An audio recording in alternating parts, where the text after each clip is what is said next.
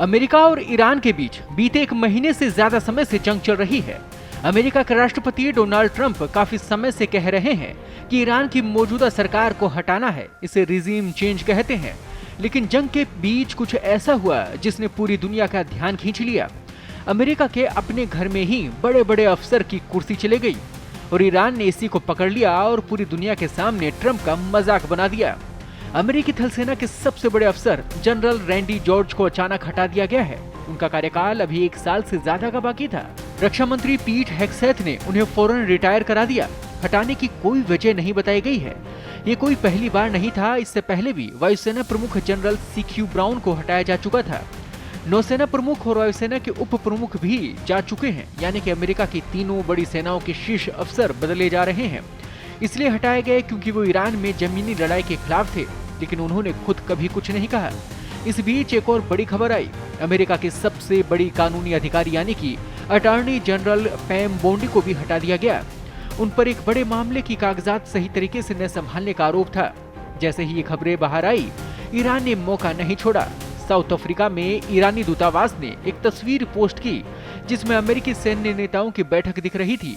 कुछ चेहरों पर निशान लगाए गए और पोस्ट कर दी और उड़ा दी अमेरिका की खिल्ली पूरी दुनिया के सामने। वहीं ईरान ने दावा किया है कि उसने अमेरिकी रेस्क्यू ऑपरेशन में शामिल C-130 कैटेगरी का एक विमान मार गिराया है। फोर्स न्यूज एजेंसी के अनुसार ईरान की इस्लामिक रिवोल्यूशनरी गार्ड कोर्प्स ने कहा कि विमान इस्फहान के दक्षिणी इलाके में लापता अमेरिकी एयरमैन की तलाश में लगा हुआ था। ये दावा ऐसे समय में सामने आया जब कुछ देर पहले ही ट्रंप ने घोषणा की कि लापता एयरमैन को स्पेशल ऑपरेशन चलाकर सुरक्षित बचा लिया गया।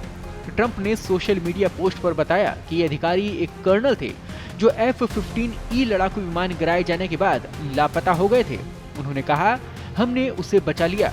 पिछले कुछ घंटों में अमेरिकी सेना ने अपने इतिहास के सबसे साहसी सर्च और रेस्क्यू ऑपरेशनों में से एक को अंजाम दिया है।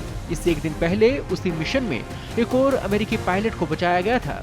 दूसरे ऑपरेशन को गोपनीय रखा गया ताकि दूसरे एयरमैन की लोकेशन खतरे में न पड़े।